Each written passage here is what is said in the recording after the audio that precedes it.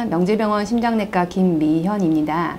오늘 제가 말씀드릴 내용은 동맥경화증과 대사증후군 관련된 내용인데요. 요즘에 화두가 여러 가지 혈관 질환에 대한 위험을 이제 어떻게 하면 예방할 수 있을까, 그에 대한 중점을 두고 있는데, 그 젊은 사람들 중에 요즘에 이제 당뇨병도 많이 유발이 되고 있고 혈관 질환도 굉장히 많이 증가하고 있는 추세입니다. 오늘 그러면 어떻게 하면 이 혈관 질환들과 동맥경화증을 예방할 수 있을지, 그리고 대사증후군은 과연 무엇인지에 대해서 이야기해 보도록 하겠습니다. 대사증후군은 5가지 중에 3가지가 포함될 경우에 이제 대사증후군을 할 수 있는데, 우선 첫 번째로 복부 비만. 남자인 경우는 90cm 허리둘레가, 그리고 여자는 80cm 이상인 경우에 복부 비만을 들 수 있고, 두 번째는 고혈압. 고혈압의 진단 기준은 대사증후군 경우에는 조금 낮습니다. 일반 고혈압과 다르게. 위에 수축기 혈압이 130 또는 아래 혈압이 85 이상인 경우에, 그 경우에 대사증후군의 고혈압 기준입니다. 그리고 세 번째, 이상지질혈증. 이상지질혈증은 중성지방이 높은 환자들, HDL이라고 해서 몸에 좋은 콜레스테롤이 낮은 환자들이 이상지질혈증에 들어갑니다. 그리고 고혈당인 경우, 그러니까 식전 혈당이 100 이상으로 상승된, 당뇨까지는 아니지만 그래도 혈당이 높은 환자들이 있어요. 그런 환자들이 바로 대사증후군에 해당되고 있습니다. 인슐린 저항성이 바로 대사증후군의 가장 근본이 되는 원인이라 할 수 있는데요. 인슐린 저항성이라는 것은 우리 몸의 인슐린이 제대로 효과를 발휘하지 못하는 것인데요.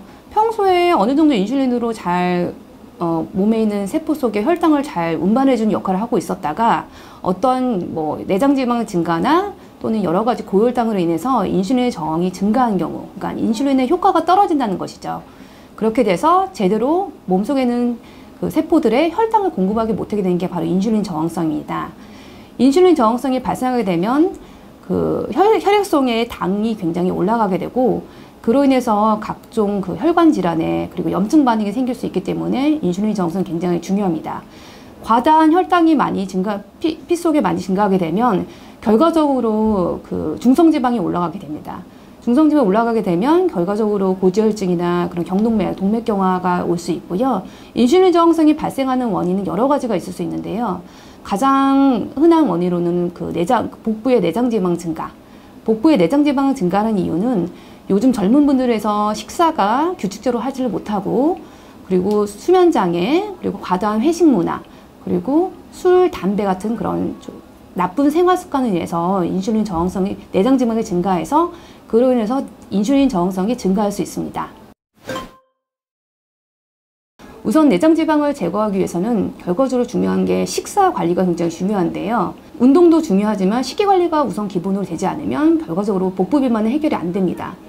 따라서 내장지방을 올릴 만한 여러 가지 잘못된 식이습관, 예를 들어서 매끼 식사를 규칙적으로 하지 못하고 폭식을 하거나, 밤에 회식을 해서 야식을 많이 먹거나, 그리고 이제 내장지방을 증가시키는 음식들이 몇 가지 있어요. 대표적으로 이제 밀가루 음식, 그런 트랜스지방이 많은 그런 여러 가지 패스트푸드, 그리고 과다한 과일 섭취도 역시 내장지방을 증가시킬 수 있는 요인이 될 수 있습니다. 그리고 알코올. 알코올도 역시 과다하게 증가하면 내장지방이 증가하는 주 원인이 될 수 있고, 그리고 운동도 굉장히 중요한데요. 그래서 일주일에 3번 정도 30분 이상은 유산소 운동과 근력 운동 같이 병행하면 더 도움이 되실 것 같고요. 적어도 30분 이상은 하셔야 내장지방 제거하는 데 효과가 있을 수 있습니다. 그리고 이제 두 번째로, 일반적으로 나는 콜레스테롤 높지 않은데 나는 괜찮아 이렇게 얘기할 수 있는데, 대사증후군의 특성이 보통 HDL이 낮은 분들이에요. 그러면서 중성지방이 올라갑니다. 왜 그렇게 되냐면 그 나쁜 식이습관, 그리고 나쁜 생활습관, 대표적으로 담배가 있죠. 흡연을 하게 되면 HDL이 낮아지면서 결과적으로 중성지방이 올라가게 됩니다. 그리고 야식을 즐겨하는 습관이나 아니면 음주, 그런 것도 관련되고요. 여러 가지 HDL을 증가시키기 위해서 운동이랑 그리고 식이관리, 금연을 꼭 하셔야 합니다. 그리고 세 번째는 고혈압 관리인데요. 대사증후군에 해당되는 환자분들은 엄격히 혈압 관리가 중요합니다. 그래서 혈압을 관리하시려면 일반적으로 나트륨이 많은 식이를 드셨다면, 예를 들어서 짜게 음식을 드시는 분들, 국물을 다 드시거나 짠 그런 음식을 위주로 드셨다면 나트륨 식이를 좀 피하시면서 칼륨이 많은 야채 등을 많이 드시는 게 도움이 되실 것 같습니다. 대사증이 정말 의심돼서 내가 정말 대사증 중에서 심혈관 위험 요소가 높은 분들이 걱정되는 분들이 있는데요. 저희가 추천드린 검사는 동맥 경화도 검사, 그리고 경동맥 초음파를 검사를 권유를 드립니다. 경동맥 초음파는 일반적으로 혈관을 직접 들여다보는 검사이기 때문에 본인의 이제 앞으로의 혈관 질환을 예측하시는 데 도움이 될 수 있는 검사이고, 요즘에 대사증후군과 경동맥 초음파의 그런 상관관계 연구가 많이 되고 있습니다.